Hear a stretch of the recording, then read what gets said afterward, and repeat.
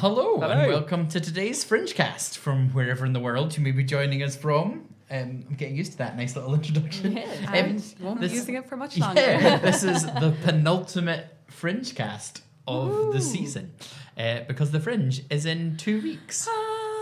Which is lovely. So yeah, the point of today's session is about getting sort of any of those last minute anxieties or panics and just sort of checking in to make sure you're in a good spot and asking any questions that you may have. So without any further ado, we should probably say hello, as that's a nice thing to do. So hello, hi. Hey. For those long-time listeners, you'll probably know us by now. But my name's Alan. I'm the registration manager here at the Fringe Society, which basically means I look after the registration of shows, and then I look after events like this about helping give information to lovely artists such as yourselves. I'm presuming you're all lovely, because I'm sure you are. Katie. My name is Katie. I am the Artist Development Manager at the Fringe Society, and that means that I guide and advise artists on their professional and creative development goals and how to make the most of them during the Fringe. Yeah. Cool. Right. You had me transfixed. Amy. Hi, I'm Amy. I'm the Media and Marketing Advisor at the Fringe, which means that some of you might have been in contact with me. I help people contact the press, I give you advice on marketing your show, all that kind of thing. Daniel. This is going well. This feels so conversational. So at this point, I tell you, it's not working. No one can hear it. You did that to poor Amy. I've done it before, and it was true on that occasion. Hopefully, it's not right now. So I'm Daniel. I'm the Digital Marketing Coordinator here at the Fringe Society, which means I look after social media, email marketing, and all the tech and organisation of how Fringecasts happen behind the scenes. It's all down to Daniel. I just saw the picture So if on your it goes pass. wrong, You look so young and innocent. And then the Fringecast happened. Yeah, and then you had your first Fringe. So yeah, great. Please do. I mean, we say this all the time, but for this Fringecast especially, please do engage with us, ask us questions, throw things our way, and also if you find it useful, share it with other people in your networks. So as kind of we're kind of doing the same one week from now. Yeah. So the final one is kind of the same thing. It's 1 week to go, so they could join us for that one. But it's basically just a chance for you to ask any last minute questions and for us to kind of give a bit of a recap. And we've had a few come in advance, which we'll cover as we go. But if you are watching live, do send them in. I have a slide for that. Yeah, Daniel, I'm jumping the gun. How does that work? How do people do that? So if you are watching live, if you've never tuned in before, there's a live chat feature in the top right-hand corner on YouTube or under the live chat button. That's available whether you're watching live or catching up later. The obvious difference being if you're not watching live, you can't message us through that because although we're here, we're not on YouTube. So that's recorded as we go along with this whole session. So if you're listening today and you have to run off or you miss a bit, don't worry. It's all recorded. You can come back to it. It's there, ready and waiting. Although given that this is an episode on what to do 2 weeks before the Fringe, it has a limited shelf life. Yeah. We're listening to this in September. It's slightly useful, but probably not as much as... Yeah. And if you're listening in August, just come and see us. Yeah, you might as well. Yes, we will be there constantly. So we've already got people throwing questions into the live chat. We also got questions that came in advance. The structure of today's session is a little bit different. We're trying to cover everything, but in a very loose way. We know the rough topics, but we haven't got a script. We never really have a script. We just got some. We really don't have a script this time. some various things to look at, particularly in the next 2 weeks, about getting ready to come to Edinburgh, assuming you're travelling here, or even if you're just down the road. Getting into the Fringe, and then what to do when you actually arrive. So, without further ado, shall we kick off with how to prepare? Yeah. So, I love how we've gone to a slide that essentially just really covers what Daniel's already said. I guess we're each going to take a bit of a segment to cover those last things you should do before you're arriving. So actually, Daniel, we're kicking off with you, because I was going to say that you can keep an eye on questions, but actually you can't for this one because you're leading the way. I can multitask. Yeah. So marketing and social media. So obviously we've covered this a lot in sessions leading up to now, but what should people be focusing on now? There's 2 weeks to go. What plates should be spinning? You make a really good point about that. We've covered it before, and it's something we didn't mention at the start, which is for all the different topics we're talking about respectively, there's a whole juicy hour-long episode A in which juicy- we go into a lot more depth. So there's a whole hour on social media. So I won't go into that detail. But Alan's very handily popped on screen some of the main focus points. So the first, I was going to say focus so many times. My first tip about social media is about focusing your efforts. It's especially when you're 2 weeks out, or maybe even 2 or 3 days out. Don't suddenly feel a panic that you have to be on all things. You don't feel, if you don't have them, you don't have to go away today and set up a Twitter, Instagram, YouTube, LinkedIn, Snapchat. You don't need to do that. You just need to think about what would work for you. And part of that, you could talk to us now in the live chat, but we have Amy here, who's best equipped to give you that kind of advice. Yeah. How do people get in touch with you? Well, there are a number of ways. Actually, the best way to get in touch with me is to send me an email to mediaadvice@edfringe.com. That's my email. I'm the only one that mans that. I will respond to you. The other thing, Daniel, when you were just saying, don't set away now and set up a Twitter, Facebook, Snapchat, LinkedIn, etc. All of those, in focusing your efforts, should you set up something like that at this point? Is there still time there's to still set time, up a social media even account? if you're listening on 1 minute to midnight on Thursday, Thursday the 1st of August, there is still time. But it's about, particularly if you're new to it, not spreading yourself too thin and trying to do everything. It's picking one thing and doing it well is so much more better than being on everything. I actually think focus your efforts is a really good sort of general rule for there's so much in your head when you're coming to the Fringe for the first time, particularly at this kind of point where we're talking about all these things about marketing and things. You're also probably rehearsing your show. Right, of course. And doing a lot of that. So actually just being able to go, do you know what today's focus is this? Yeah. And the best time to do a to-do list is now. So as you can actually be like, okay, I'm trying to think about 6 things that all feel they need to get done at the same time. They probably don't need to get done at the exact same time. Just try and prioritize them and give everything that little bit of focus. And one of the questions that came in, which is a little bit linked to focusing, but definitely linked to social media, was that I'd never used Twitter before, but have an Instagram account. How important is Twitter? It's fairly important. I think of the big 3 social media platforms, Twitter and Instagram are probably the most important for August, for getting people to New hear about you. audiences. Exactly. The reasons for that is that people as a whole can discover things on Twitter just by searching, by maybe using the official hashtag for this year, which is #MakeYourFringe, which is on screen, or #EdFringe. No other permutations like EdFringe 2019. There's millions.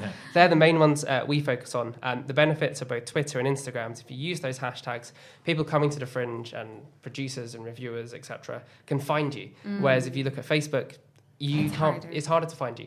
I think Facebook is good for rallying the troops. So I always use strange military metaphors. Sorry. But it's really good for getting people who already like you and are fans of you. Sometimes people forget to corral support from friends and family, and that's where Facebook's really good. And it's also really good for once people come and see your show and are like, that's amazing, to then join you for the next year. But as Daniel says, for finding new people. Yeah, and Twitter and Instagram are very easily linked, so you can just post on one and share it on the other, and they're very they work well together with your hashtags integrated in those. And that point about discoverability and the ease at which people can stumble across things on various platforms. Again, the value of Twitter and Instagram is that people can see what's being said about your show. And that's something that you can harness. You can, if your show format kind of lends itself to it, encourage people to come and see you, to talk about it, not just with people face to face, but to go online and to go on the likes of Twitter and Instagram and talk about it. If they did it on their Facebook, their immediate friends and family will know, but not the untapped thousands of people who come to the Fringe. I guess this is a question for me to the room at large, but do you not think that actually a lot of the point at this stage with social media is as much about actually looking at the conversations that are happening than actively doing stuff yourself? I was about to say, it's not just about people discovering you, it's about you discovering other people and what they're For saying. sure. So it's a really good tool for research. That's what I've been telling people. It's search those hashtags, find out what people are saying, you will find people going, hey, I've got a gap in my schedule at 12 o'clock on this day. What shows are on? And then that could be your in if your show is on 12 o'clock on that Thursday. And often you'll find that industry and media are using the hashtags to say that they're coming up to the Fringe, and that's the way you'll find those people, and you'll be able to, like their tweets and reply to them and engage with them. And we go into that and a lot more in our specific social media session, which I've shared a link to in the live chat.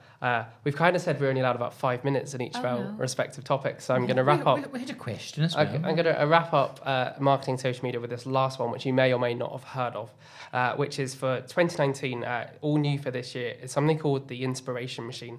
And what this is, it's a tool that's been created to help people going to the Fringe tackle what we call selection paralysis, but it's more that overwhelming sense of dread. I can't believe we used that term. That dread of I don't know where to start, which is completely understandable. I mean, we get it. We get it. You could come to the Fringe for year after year and still be overwhelmed. So we've created a tool that essentially allows people to be randomly shown a show from the program. We showed them 3, and as part of it, we show them a quick 10-second max video trailer, something that convinces people to see your show.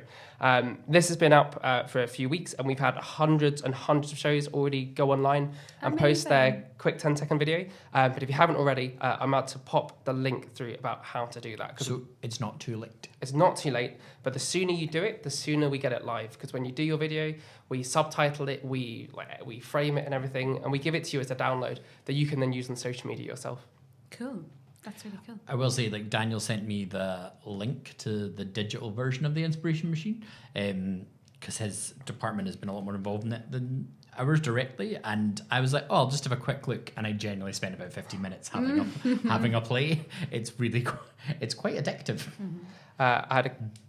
I have run out of time, but Diana did ask, can I share my Inspiration Machine video on social media, or is it only for the machine? You can absolutely share it on your own social media. Although we haven't released the physical machine and the digital machine to the public yet, if you've already got your video, go ahead and use it. And obviously when the machine's live, definitely use it. We've created it as a resource for you to promote your show and also to help audiences find your show. That's why we created it, and we're really excited to sort of let Fringe goers loose on it and see what they make of it.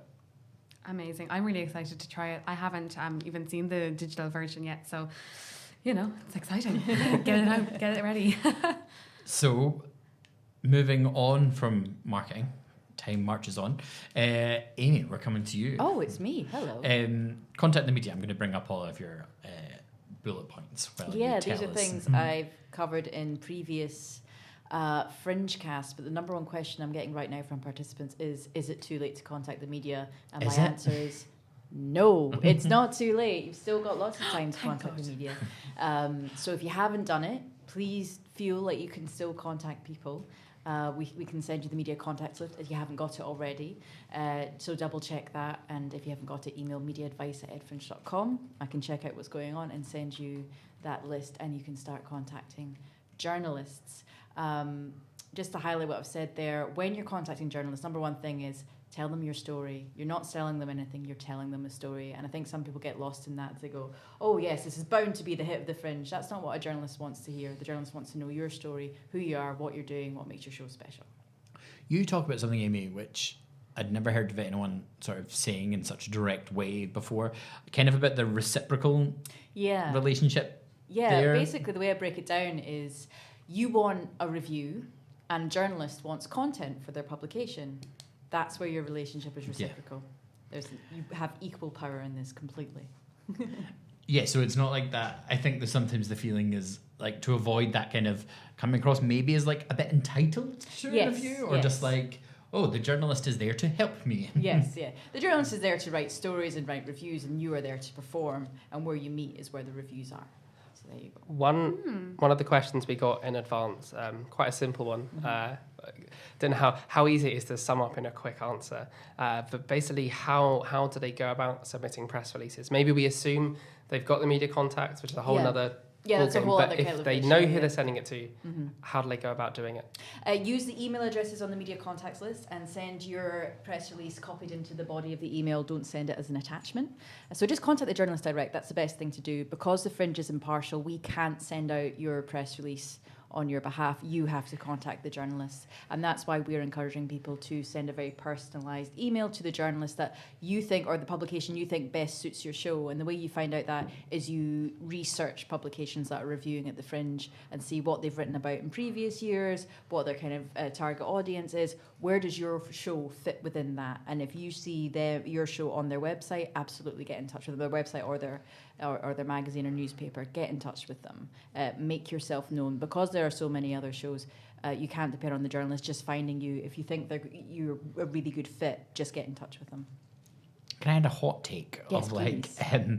remember you're emailing like a human? Yes. Oh God. Not just yes. not just like a position Yeah. or like a vocation. Yeah. Like there's someone on the end who also has a really busy and intense month ahead. So just kind of make sure you're as if you're talking to them in real life. Like nothing that's just like general and could be for everyone. I'm not saying you need to research them to the level of like, I know that you like 4th century poetry. Yeah. And this is your Weird. postcode. Yeah, do you know what I mean? But like just being able to be like, hey, I know that you cover like this kind of thing. You write for this magazine. Yeah. I think my show is a good fit because of this. Like have their name. Yeah, like, it's much like social media. It's be social, Yeah. be personable, and be helpful. I just want to end the dear sir thing Oh, forever. It's 2019. God. No please, dear sirs. No You can please, to find whom it may them, concern. Google them. And if you can't find the person's name, just say hi. Yeah. And go Yes. from there, because it kind of is. It might feel formal, but it is informal. Yeah. And as Alan was saying, please do remember that person is a person, and they're Yeah. not some very scary big multimedia conglomerate. They are a person. Even if the Yeah. email is a general one. So like Yeah. I know, unless things have changed since my days, like someone like Broadway Baby, Yeah. their email address is press releases At Broadway Baby. But there's still going to be a human at the end of it, Yeah. as much as that's like where they gather everything. It's and don't feel the need like to then you're just like, oh hey, like Yeah, just like I've got this hi, show. I yeah. think you might be interested. Not be like, Totally. come see my show Yeah. immediately. And remember It's not that they gonna don't owe you anything. No, You know, no. if you are demanding and if you're being a bit, of an arse, let's Yes. say, they will remember arse. that, and they don't owe you anything. They don't Yeah. work for you. That or for the email is their Fringe. first introduction to you Yes. and your work. And if you send an email that is rude, they're going to go, that person is rude. I don't want to spend any time seeing their show. And they're human beings. They're really busy. Yes. You, Amy, are a journalist Yes. yourself. So why do we advise those bottom left points about pasting? Oh, yeah, it's Why shouldn't basically- I just send it as an attachment? Well, for a number of reasons, primarily because attachments can be massive and take up a lot of space in an inbox. They can also fail to download. If I don't have the relevant software, they might not download properly, if at all. So it's best to copy and paste it in the email. So I have all the information there in the email that I need. And that includes images. What I would say about images is put them in Dropbox and then add a Dropbox link at the bottom of your email, so I can just click a link and download the image that I need.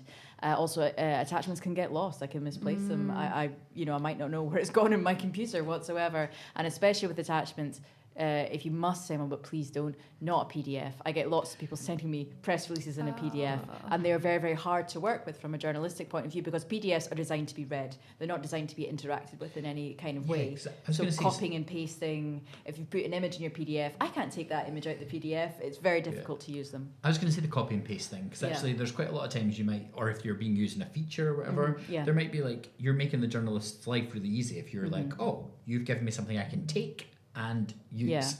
Not And- like a weird plagiarism. And in that case of being easy, is it fair to say there could be a scenario where someone reads your release and it's like, I can't quite fit that in my schedule, but I'll just keep it in the back of my mind. Yeah, And if yeah. suddenly something comes up, the ability for them to very quickly jump back in. Yeah, and go, work what was out- that show about dancing dogs? I think I might be free for that now. Or Katie's sold. Tell me Yeah. everything. What venue? and I can go back to it and find it very, very quickly and have all the relevant information there. Or if I'm like, oh, somebody was asking me about recommendations for shows that might fit a feature they're writing. I got an email. I don't have time to write about that show, but I got an email from this person. Their show sounded really interesting. I'll send them that PR. So it's just all about, as Daniel said, making it easier for the journalist to find your press release in the sea of press releases that we get sent every year. Also, do you know in the being human thing? Yeah. this may be completely unfounded, but a way I've thought about it is, do you know, people have so much choice around the Fringe. Yes, exactly. So actually, your show may appeal to them, but it also may sit within a whole sphere of, like, we've all got massive lists of shows we want to see versus the shows we actually get to see in reality. And actually, I'm of the belief that sometimes if you've made a impact like on a personal level, like someone like, I like this person, actually when it comes down to it, that could be the deciding factor in, Absolutely. do you know what, if I'm going to take a punt in a show, maybe it's not the kind of thing I'd normally cover, but I've got like 5 and this person sent me a really nice email. And it could make them more inclined to recommend your show to someone else if it's something that's a topic that maybe they don't write about or their roster is full. If you've been kind, professional and generous, they are more likely to recommend you to a colleague that maybe is covering that topic. And I would say this, but this also links well with social media, that if you're interacting with journalists on social media and you're not pitching at them, but you're just following them and liking what they're saying, that again just buys that goodwill that could serve you well. It's no guarantee, but it could help you out down the line. Exactly. And it's completely the same as when dealing with the industry. If you are... Hey, there we go. Seamless. Wow, excellent. That wasn't even planned. This is completely unscripted. But yeah, in dealing with the industry, with, you know, your audiences, with the media, with social media, if you are a kind, generous, professional person, you will get so much further than if you're demanding, entitled, and assume that, you know, you're the best of the best at the Fringe. You know, there's such huge choice and there's so many shows here that, you know, if you have negative interactions with people, then it means that information, you know, can spread about you. If the media, they all know each other, the industry all know each other, they all have worked in the same circles for many years, and they all talk and they all go, you know, to the same industry and professional bars in the evening where, you know, they might compare notes on who has been less than kind and less than nice in email interactions with them. Do you know what? That ties into something that I like to say, so I'm glad we were able to make this point in this session. The Fringe is really big and there's lots of people involved, but it's also really small. Oh, it's tiny. Like, Edinburgh is a tiny city, and like, people are hanging around in the similar places. They've got the same people emailing them, and like exactly what Katie said. Like, people start to hear about the people that have you had this email from this person? Oh, yep. Yep, they sent me the exact same email. I think we got BCC'd in the same email. Dear sir, yeah, and you don't, like, this is really basic stuff, but actually it's stuff you sometimes don't think about. Like, if you're coming fresh, it's your first Fringe, that thing of knowing, like, everybody talks to everyone, and actually, I think that the era of, like, bullshit might be over. Like, do you know that kind of, like, the bullshit PR kind of like, I'm going to say everywhere. I think people are a lot more direct. Now, can I say bullshit? Daniel looks worried. He said it 3 times, it doesn't really matter now. Too late. I know, but slightly different. Thank you. But, you know, you raise a good point about reputation. Yes. Yeah. And it's everything. And just professionalism. Yeah, people don't want a bunch of hyperbole. People want, I think we've reached a level, I think social media has helped it. Fake news. Where people just want someone to talk to them on a level. Yeah. Like with media, people are like, this is a fantastic show, sensational, blah, blah. It's like, no, please. Don't tell me that. Just tell me about your Imagine show. if you've read 400 of releases the best that start the shows same of, way. yeah. Katie, you were talking about the sort of industry. Yes. To a beginner, what do you mean by that? So the arts industry is essentially anyone that's coming to the Fringe to offer a professional development opportunity to artists. Now, this could be programmers that are looking for new shows to program in their venues or their festivals. It could be agents looking for new talent to add to their rosters. It could be producers that are looking for new shows to pick up for touring or to collaborate with artistically. And it could be, you know, people looking from TV development or people shopping for scripts at the Fringe. Every year we accredit about 1,400 members of the arts industry that we offer services to help them to navigate the programme. So we find out as much information as we possibly can about them, and, you know, the kind of, I didn't know you were putting on the camera, the kind of programming remits that they have, the kind of work that they're looking for, the genres, themes, if they're programming venues, the size of work that they're looking for that might fit into their venues. And so when we have that information about them, we, the Arts Industry Office, office, which sits alongside my team, we help them to navigate that massive program, to help them find the work that they're looking for. And it's a similar thing to what the media office does. You know, they help journalists find the right shows for them to review and for their publications. So like with media, I'd send my press release, so that gives Amy an idea of what the show is, so she can then advise. Do you have like a similar, like what would I send to you? I say as if I don't know the answer. I think, you know, you keep saying it's not scripted, but you keep on asking me the right questions. So essentially, if, you know, on that slide that was on screen just a moment ago, the kind of start building your goals and objectives. And if you get in touch with us on artistadvice@edfringe.com, which Daniel, I think, is just about to type into the comment box. And if you request an artist prep sheet, that's essentially, we will ask you, it's a form, I think 2, maybe 3 pages, but it's very straightforward. We'll ask you every question that we need to know about you and your show, and the themes, genres, and topics within your show, how it was created, where your goals and objectives lie, and we can kind of help you to develop those goals and objectives, and you know, help you to understand what you can get out of the Fringe. And once we have that information on you, we can then filter down that industry list to, you know, from the 1,400 that we usually get to something that's a lot more manageable, you know, about 150 to 200 names that are very targeted and relevant to the work that you're putting on to help you to connect with those industry.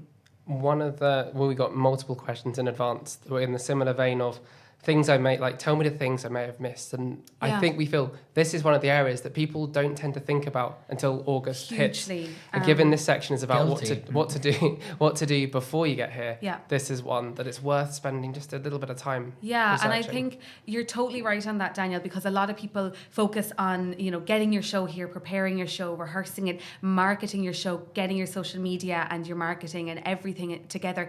And a lot of the time people don't realise until they get here that there is actually a life beyond August. And, you know, the getting to the Fringe and getting to August really takes over your life. So actually getting to Edinburgh and then only realising once you're here that you have to plan for what next and where next. If you're thinking about that before you come, and if you're planning and contacting members of the industry before you come, you will have a much easier time in Edinburgh. And yeah, you know, it's really great. There's been really great success stories come in from people that have connected with the industry here. And you know, I do think that one of the things that can be really useful to put together while you're waiting for those replies from the industry is a tour pack, which is slightly similar to, you know, it's the press releases for the media, a tour pack is for the industry. It kind of has all of the information that you might need to give to someone in the industry that they would need to know about your show in order to work with you, in order to program you. So it kind of has everything about your show, about your company, how the work was created, where the work would be suitable for. So you might have your tech requirements in there. It can be really good to have some high quality images in there. A video is always really useful. I wouldn't say the kind of spliced together trailer that a lot of people would send to the media, but exactly, you know, 3 to 5 minutes where it's being performed in a theatre, so they can kind of use that imagery to put it in their own theatre in their mind and imagine what it would look like in their space. And very similar to what you said, Amy, is never ever attach anything to the emails that you're sending to the industry. I'm not going to go into the kind of ins and outs of how you should approach them just now. There is another Fringe cast online. You can see a pattern here. Yeah, so there is a Fringe cast where we talked about the ins and outs of that. And if you do get in touch with us, we'll give you the kind of how-to and, you know, different approaches. Again, it's very similar. Target your approach. Research the people that you're getting in touch with. Do not ever blanket email. Always tell them exactly why you're getting in touch with them, that you know that they program similar work, that you know that they look for similar artists to you. And if you are sending material, if it's pictures, if it's your tour pack, if it's you know, more information about your show, if it's your video about your show, always send it as a link or let them know that they can request it if they want to, and that's I think the why you're getting in touch is really important. Like, I think it's a really easy thing that people forget. You just are like, I want you to come and see my show. Can you come and see my show? And then that person's like, what? Like, thanks, cool. But what? Like, why do you want me to come? 100%. I've had so many people say very odd reasons for me wanting to. They wanted me to come to the show. Like, one company was like, as a journalist, I'm reaching out to you to help us with our ticket sales. It's like, oh, that's not an attractive invitation to me. Yeah. It's like, Just using come to my you. dinner party to make up the numbers. You know, it's like, no. Very good point. Yeah, for sure. And you'll find it. I'm going to waive the 5-minute rule for your Okay, last very, point. very quickly. I've got 2 points that I just want to quickly cover. So get familiar with the Fringe Central Events Programme. We're going to cover that slightly later in the session. And I will say, just on the ticket side of things, some of the Fringe Central events are ticketed, but they will always have tickets available on the door. So if you do go to, they're all free, but you sometimes need a ticket to show up. If you do go on and realise that there aren't tickets left, there will always be tickets available on the door. So do show up to Fringe Central and chance it anyway. And then the second one, I think Daniel will allow me to cover because it goes back to his favourite topic of social media. Absolutely. So keep up to date and connect with other artists. The other artists coming to the Fringe will be your biggest allies, your biggest supporters, and in the future, maybe the industry. They may be the ones programming venues in the future. So keep in touch with them. You know, learn from your peers and use them to build your community and your network. We have an Edinburgh Festival Fringe 2019 artist private Facebook group that in the chat. Daniel is putting in the chat just now. You can request to join that. We are all moderating that group, so please do answer the questions so that we can accept you to that group and know exactly what show and why you're coming to the Fringe. And then we have a Twitter and Instagram on at Fringe Central, where you can kind of keep up to date with what our teams are doing and the professional development opportunities that we have for artists, and kind of give you an insight into how we use social media so that maybe you can engage with what we're doing. And that's me for now. And those Fringe Central accounts have content year round to talk about the Yes. various services Yeah, that and Katie's team pull together. Yeah, exactly. And they're very much focused on artists and participants at the Fringe rather than the social media channels, which are at Ed Fringe channels, which are very much looking at artists, but also general public audiences and anyone that's interested in the Fringe as a whole. Nice. My bit's the next bit, but I want to give you a plug first, because you talked about, and I'm opening myself up to mockery from the rest of the team here, because it's about to be Alan did a show segment. You did a show at the Fringe. Yeah, Did you do a show? Who'd have New thought? information. When was this? I mean, there was various years because there was 5, but A long time ago, still, I feel. yeah, long time before I was this bitter and jaded. No, like the point that Daniel and Katie both made about people not thinking enough about the life of their show after thinking about their development post Fringe. At this point, I was 100% guilty of that. I was caught up being like, oh, I need to sell tickets because people need to see it, and I need to get reviews because that all has to happen in August. And I think I was guilty of being like, oh, everything else can wait. And then I did the artist prep sheet, did everything, and suddenly I was starting, because I decided I quite liked the show, halfway through the Fringe, and it was an uphill battle at that point. And actually, I would say filling in the artist prep sheet, as much as it's really useful for Katie's team figuring about your show, there's something about filling that in that actually helps inform your objectives. Yeah, so it kind of has two purposes, the artist prep sheet. It gives us all of the information that we need to give you the best advice on your show, but it will also prepare you for the kinds of questions that the industry might ask, and it gets you to kind of start thinking about what it is about your show and your goals that you want to achieve, and allows you to have those answers ready and prepared for if the industry does ask them. Before we go on to when you arrive in Edinburgh, I also just wanted to say that Mimi said the prep sheets are awesome and recommend people get on them. Thank you, But then Mimi. she had a follow-up question. She simply asked, would it be acceptable to have the tour pack on their personal website and send that link? Yeah, when for reaching out? sure. There's a lot of people do have a tab on their website that might be marked for industry, for promoters, etc. And it can have all of the information about your show just on a web page. I think it can be useful to have it as a download as well at the end of that web page, just in case somebody wants to download it and have it on file. I would say, contrary to what Amy said earlier about prep sheets press releases, all of the P's. Tour packs generally can be sent as PDFs and and you can format them quite nicely and make them look quite attractive if they're in a PDF format. And if you do want it on your website but you don't want the general public to access it, you can password protect it, and you can send that password to anyone from the industry that you want to send that to. All right. Perfect. Thanks, Mimi, for the question. So sort of the second half, we talked about getting to Edinburgh. So what do you do when you arrive? Yeah, I think we want to say this because it can be a bit of a culture shock arriving in Edinburgh in August. It can be a bit of a culture shock just living in Edinburgh in August. Yes, and it's about preparing yourself for that. So particularly if you have the luxury of like maybe arriving a couple of days or a day before your first performance, really like get your bearings, like just get a feel for the city, like give yourself time and space to just be like, okay, I'm going to figure out, kind of use your venue as your epicenter and kind of work out from there, so as you can be like, this is how I get to Fringe Central, this is where I think there's like a good amount of like flow of pedestrian traffic that I can Where's your then nearest Lidl to buy fruit and veg? Yeah, do you know, like those kind of doing that early on will really come back to help you down the line, because you're going to be like, oh, actually, I do just need to do a quick and can I just say, supermarket shop. I was born and bred in Edinburgh, and my first Fringe as a reviewer, I had no idea where Fringe Central was. I was totally lost, and I grew up in this city. So it happens to everyone. Very quick thing. It's Fringe Central is just off George Square. It's in Appleton Tower, and the address is corner of Windmill and Chapel Street, EH8. The most lovely address. These are real streets. Sounds so idyllic. I think Daniel might be able to pop in an address or a Google Map link or something. And also, you know, Edinburgh is very much a city built on top of a city, built on top of a volcano, built on top of, you know, a castle.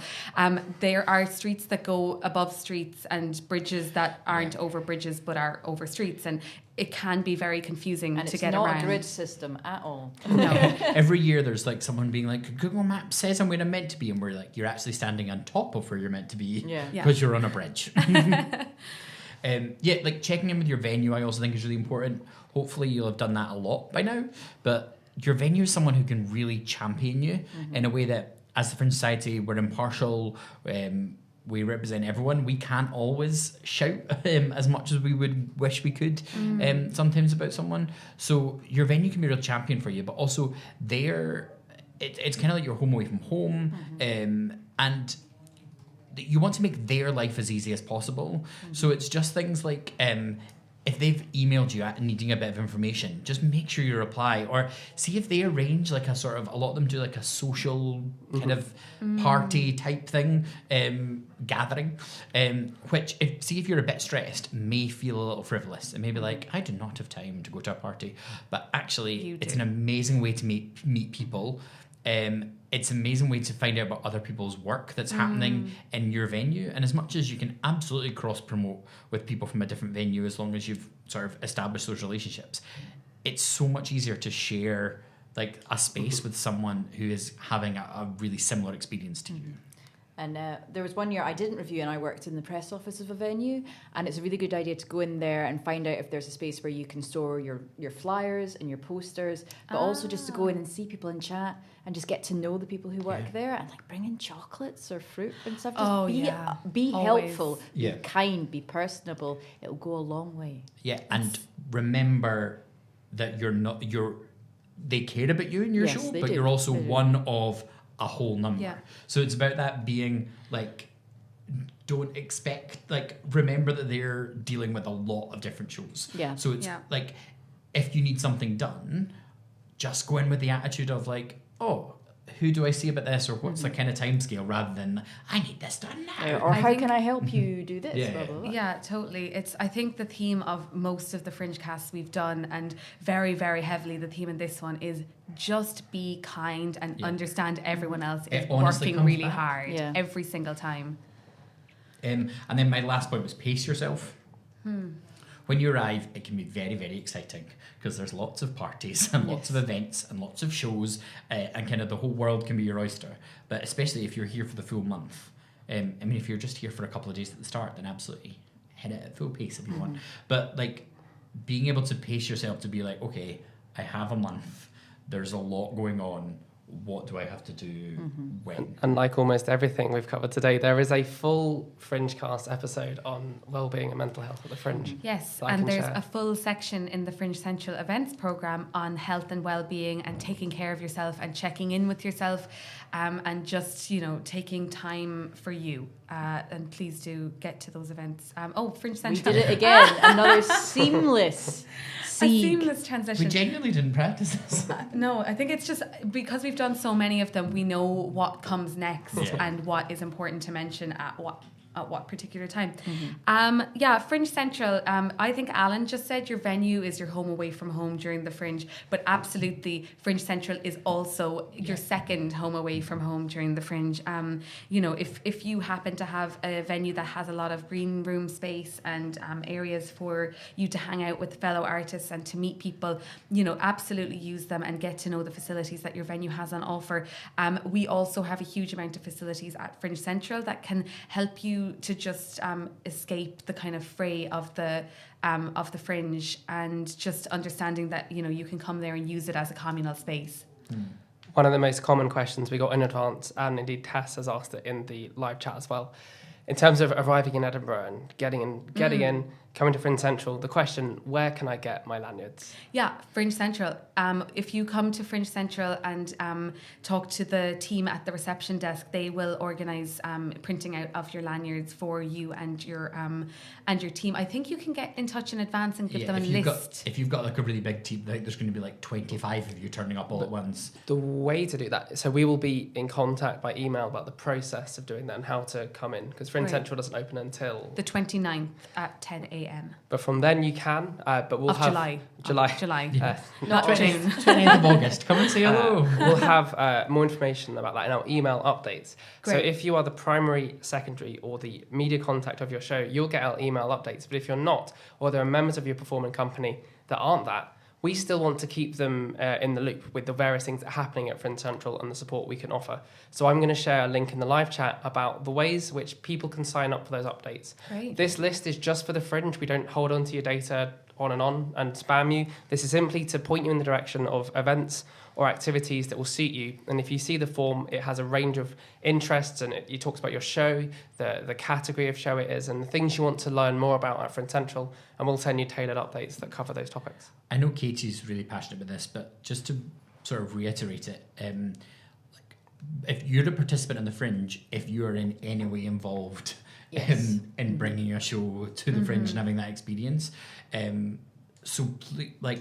absolutely, if you're like the producer of your show and you're following these, remember that like everyone from your sound technician to tree number 5, or lead number 5. actor of the show. Yeah, the lead actors or the dog on stage. Yes. Please You bring just them. I thought you said dogs weren't allowed in Fringe Central. I'm crushing the dream. But yeah, it's basically, we're just trying to make the point that, do you know what, like everyone's a participant. So we don't, even if you're not necessarily the person who's put the show all together, you're still more than welcome to use our services. For sure. And, it can be as simple as, if your cast members want to come and chill out on the couches or beanbags, or if the whole team wants to come and pitch in because you guys have got a 5-star review and you need to print off a load of pull quotes and staple them onto your flyers.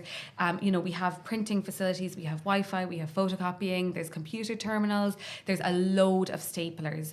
Come and use the facilities. There's, it's all of our teams are based there. The media advice team, the artist development team, the venues and company team. Social media, unfortunately, isn't. Sorry, Daniel, you're not coming. We're not allowed to see natural light. Daniel just sits in a basement, all Fringe. Yeah, just tweeting, constantly tweeting. It's a really good place to meet people. The industry also have to come and pick up their lanyards there, which you'll see on screen. A lot of people are wearing blue lanyards. Those are the ones that the industry wear. Media is orange. Just something to keep note of for when you're wandering around the streets. But please, if you see somebody wearing an orange lanyard, please don't chase them down and demand they review your show. Yeah. We've had a question. We seem like we're obsessed with Loving lanyards. the questions today. Obsessed with lanyards, but it's just the nature of the Fringe. Ava just asked who needs a lanyard, or we can extend that to who can get one. Anyone involved in a registered Fringe show can get a lanyard. So if your show is registered with our registration team that Alan heads up, you and all of your crew, all of your cast, everyone that's involved is entitled to getting a lanyard, and that is the Fringe participant lanyard, which is your Edinburgh Festival Fringe lanyard. Your venue might have a different style that might entitle you to free tickets in your show, or we also, if you have an Ed Fringe lanyard, you will be entitled to a huge amount of participant discounts, which are available at the back of the Fringe Central programme as well. And in the live chat, obviously. Yes. And in the live chat, of course, not Daniel. Not one by ahead one. of me, 10 steps the ahead. The participant one looks like the chap bottom centre of the screen is wearing one. Yeah. Looks a bit like Andrew Scott. Yes, he Can does. see that. Excellent. Fleabag. Sorry, Nobody at the think of Fringe. Fleabag, not right now. So Fringe Central, we got Yes. 15 minutes. Okay. So the highlights. You pulled together this Fringe Central events program. So one of the things I'm most excited about is the Fringe Central welcome address, which is it's on the first evening. It's your welcome to Fringe Central. We open our doors. Well, we open them on the 29th, but the Fringe starts on the 2nd of August, and it's one of our biggest events.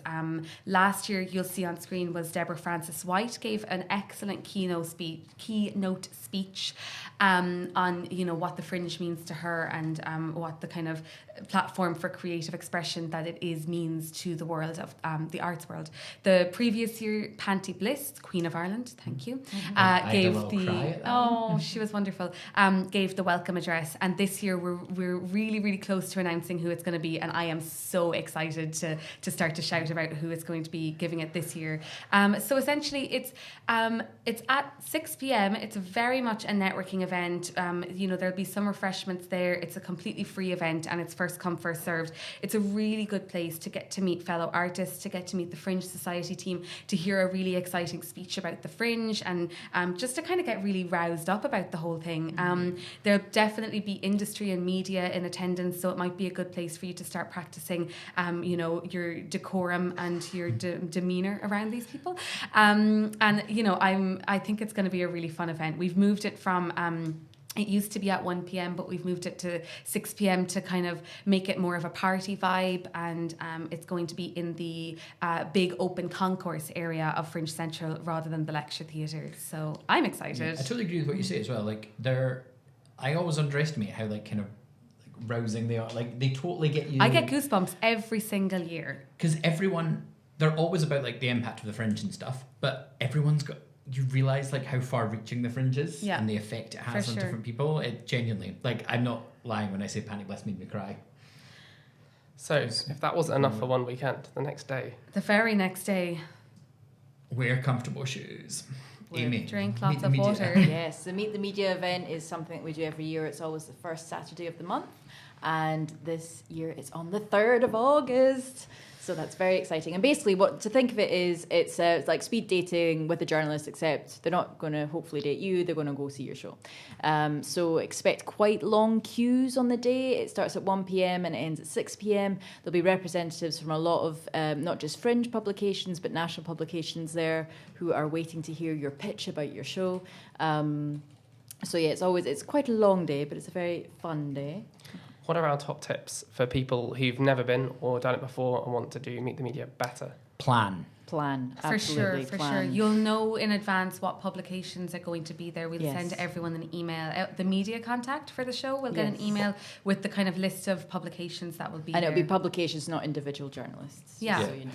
And in that you will see what they're looking for, and when we're manning the queues for that, you will be asked if it's the right fit for your show. For example, last year I was manning a queue that was a journalist or publication that was just looking for comedy, and time again people would come up and they say, well, my show isn't, the genre isn't comedy, but it has comedic elements.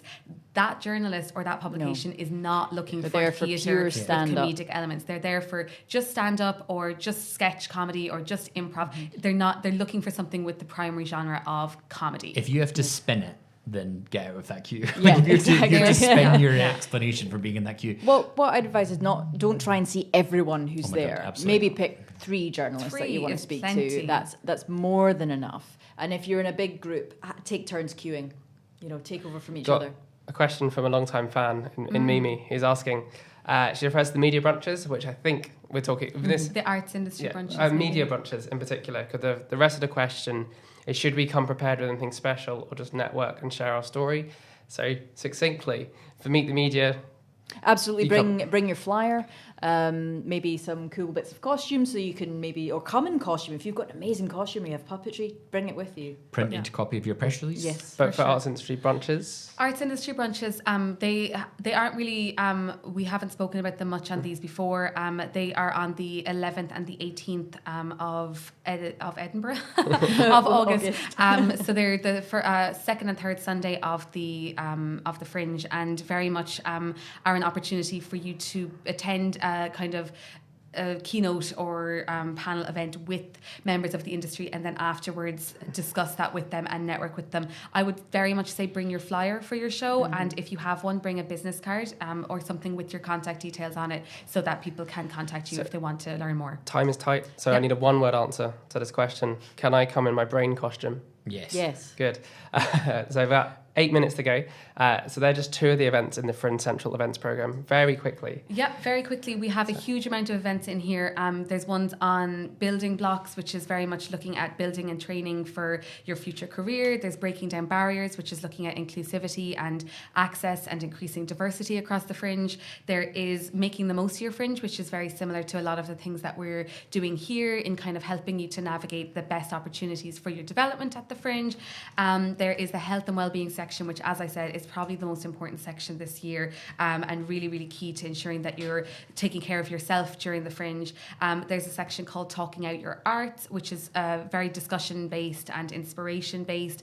We have an environmental sustainability section, which is obviously very, very important and becoming more and more of a key focus of the festivals in Edinburgh. And I have probably forgotten some, but please do, if you don't already have a copy, make it the first thing that you pick up when you get to Edinburgh. Get to Fringe Central, get your lanyard, get your Fringe Central programme, and book in an appointment with the media advice team, the artist advice team, anyone that you can kind of, if think of your goals and think of where you want to find development opportunities, and come see us. And then relax, because you've just done loads of Relax things. And on That's one a of the lot. couches. You can also view this programme online. I'm sure Daniel's put the link. So I think that's to genius. to finish, we were all gonna pick out an event that means something, or the one that we want to put. I can start because I know which one I'm always plugging. See if you're a solo performer. I think the Fringe can sometimes be a little bit tougher. It can be quite isolating. So there is an event that's on at various different points throughout the Fringe called Going Solo Together. And it's essentially, Katie can correct me if I'm a bit off the mark with the copy, but it's essentially an event kind of for networking and supporting, peer-to-peer support for people who have a one-person show. Yeah. And it can be a really great way of finding other people in the same boat as you.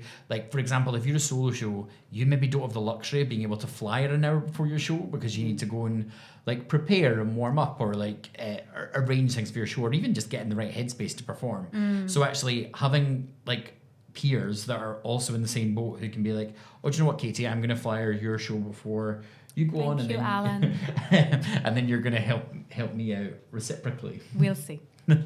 Yeah, that's a really great event, and there's always Fringe Society staff there as well to kind of give you your top tips and to help you along if you have any issues. And yeah, it's just a really great place to meet people that are in the same boat and are one-man bands themselves. And my other one is new this year, and it's Fringe First Aid, which is quite similar to Going Solo Yeah. Together, and it's more of a kind of, it's like the one-to-one sessions that we offer. It's like Fringe casts in real life. Yeah, which is why I exactly. wanted to mention them. So it's like group sessions where there's there's a group of us, Fringe Society staff, and a producer or artist that's done it before, and then anyone that wants to show up, and maybe you're having a hard time and you want some advice from a fellow artist, or maybe you are looking at how to connect with the industry and you want to talk to a producer that's done it before. The whole idea is there'll be enough of a mix of people there that you can essentially come up with anything, and we'll either be able to help or we'll be able to point you in the direction of somewhere who can. Which is basically what we do year round. Yes. Mic drop. Me. Amy, done. Yeah. what's yours? I'm being really biased, and I've chosen Dealing with Reviews at the Fringe, which is part of the Make the Most of Your Fringe section, and it's on the 9th of August at 2:00. Obviously, I'm chairing this one with a panel of guests that are yet to be announced. But it's basically like, have you had a bad review and you don't know how to deal with it? Have you had a great review and you don't know how to deal with it? And it's just chatting about... Or have you had no reviews? Have you had And no you don't know how reviews to as deal well? with And you that. don't know how to deal with that. It's basically the ins and outs of reviews at the Fringe and how to best use them to help your show and you. Daniel, what's your plug? Oh, Historically, he's gonna plug his own one Such a again. maniacal laugh. Historically, I would always say the social media sessions, but for 2019, we've changed things. So we used to break down media, social media, flyering, all into separate sessions. And actually, in a similar vein to Fringe First Aid, we've combined them all together into a supergroup called How to Get Your Show Noticed, which is running on 4 different dates throughout the Fringe. And as the Fringe goes on, the topics will evolve. So at the start, we'll talk about the basics, about getting started, getting people into your show. And in the latter stage of the Fringe, we'll be looking beyond the Fringe, so talking about other marketing techniques like crowdfunding or looking at ways to take your show on tour beyond the Fringe. They're taking place on most occasions twice in a day, so make sure that whenever your show is taking place, hopefully you'll be able to make it along. They're quite informal. You can drop in and out, meet various members of the team, and just find out more about the subject area that you want to learn more about. And if it's social media, I'll come and see you. He'll come out of the basement just for you. We'll let him out the basement. So Daniel's so excited about those ones. He's going to see sunshine. Bless him. Or rain. Obviously, my favourite one is the Fringe Central Welcome Address, but I've already spoken about that. So I would like to talk about the Sanctuary, which is run in conjunction with Equity. We've been doing it for a few years now, and I think it's running 5 times throughout the Fringe this year. The Sanctuary is basically a quiet, dimly lit room with soft music, bean bags, and an oil diffuser, and it's the most relaxing place in the world. There's always a lot of water available, and just somewhere to relax. Literally a sanctuary to escape the madness and just be somewhere quiet. There is also in the sanctuary. Free massages are available from I want to say a masseur or a masseuse, but I don't know which one's which. But essentially, you get their free head, neck, and shoulder massages for 15 minutes, and you can sign up for them on the day. I got one yesterday. I got one last year for the first time, and it genuinely made my We're very tired. We're all getting very tired. But it genuinely releases so much stress, and they're completely free. And do get in and book one as soon as possible on the day, because they go like hotcakes. So, as you can see, by the time we're nearing the end of this episode, if you are listening live, this is your last chance for this week at least to fire over your last minute questions for the guys to try and tackle. But if not, we haven't got a slide for it, so I'm going to say it now. We have another episode next Wednesday at 10 a.m. Katie and I removed the slide. Because you just assume I'd say it. Well, because it's the same one. It's the same one, but if you have an idea and you don't fancy emailing, you can tune in. But you're very welcome. But we're running it again, which will be our last in the series. But then it's Fringe, and we'll be doing this every day. You can come find us, and I will come out the basement from time to time. So Alan's changed the slide about getting in touch. Yeah, so absolutely all the ways. I think we've mentioned literally all of these at the moment for getting in touch with us. That email address, artistadvice@fringe.com, it's obviously very specific to the artist development stuff that Katie was talking about. Participants@edfringe.com is probably a really good one for any sort of general questions you have at this point. But generally, it's great that you've been around and sort of staying engaged with us. Yeah. So any last minute questions, do let us know. I kind of want to do this time to do a little bit of a plug, I guess, since I removed that slide about the last Fringe cast. Generally, Daniel will send a survey kind of feedback thing for Fringe cast, and as Daniel says, we are approaching the end of this season, but we literally have a meeting tomorrow, Daniel and I, where we start planning for the next ones. Have we got a second season? Yeah, Have we been recommissioned? We've been recommissioned. We've been renewed. Yes. But generally, so we're literally shaping now what these are going to look like for the year ahead. So finding, especially like I've heard some questions come in from people who I recognise for more than one session. So actually, it'd just be really useful to hear from you about what works, what doesn't, if there's anything you wish we'd covered, if there's something you wish we'd covered in more depth. Or didn't cover, and or you just don't want us to talk about certain things, that's fine too. Yeah, if you're like, Alan, you've got a show, no more. Yeah, we know, it's a black comedy and the dog dies. Yeah. That's not going to make any sense if someone is listening for the first time. But yeah, generally, like, let us know how they are. Yeah. I also had a quick thing. If you've been following along, he always puts on the camera when I'm talking. I did not know it was on. You guys have been following along for all of this time. Please come and see us in Fringe Central. Come and say hello. Put a face to all of the names and all of the usernames that we've been watching crop up on our screen for the past year. Looking at you, Mimi. Yeah. Hi, Mimi. But yeah, please come along, book an appointment with us if you need to have a chat about your show or any of the issues or celebrations that you're experiencing as part of being at the Fringe. We would love to actually meet you all in person. Definitely the celebrations. We love to hear the good stories. Please do. Yeah. Always tell us what goes right for you. Mimi just said hi in the live chat. Oh, hi, Mimi. So we haven't had any extra ones come in, so I think that's it for the day. We normally wrap up with a video. I haven't chosen which one it is, so we can either we can choose one. We can improvise one. Do you know what I thought might be quite nice, just to wrap up? Yeah. Because it's kind of the last one in the series, because the one we're doing next week is very similar. Has everyone got like a super, super quick, just your one sentence top tip? Oh. Get out of the city. Have I stolen yours? Yeah. If you have a day off at any point during the Fringe, get out of the city. There is some beautiful areas outside of Edinburgh that are really close on the train. Go to Portobello, have a swim in the sea. Go to North Berwick, take a long walk on the beach, and go to Steampunk Cafe in North Berwick. It's really good. You can bring dogs there. Important. And yeah, just take the train or the bus somewhere that isn't in the middle of the city and just slightly escape and reset yourself. If you don't have a day off, but your show is in the evening, take the afternoon and go out somewhere. Jupiter Artland is also a really nice place to escape to. There's some really good areas that aren't the Fringe, so do experience them. I'm going to go next, so no one steals it. Don't, or try and avoid comparing yourself to other people. Because it will feel like everyone's got all the stars and all the audiences, and just know that everyone has bad days. Everyone has ups and downs, and actually just stay focused on your show. Remember why you loved your show. Remember why you created it in the first place, and be kind to yourself about that, and don't spend your time being like, why haven't I won 16 awards? Wow. Congratulations if you have won 16 awards. Well done. How have you won 16 awards? Are there 16 awards to win?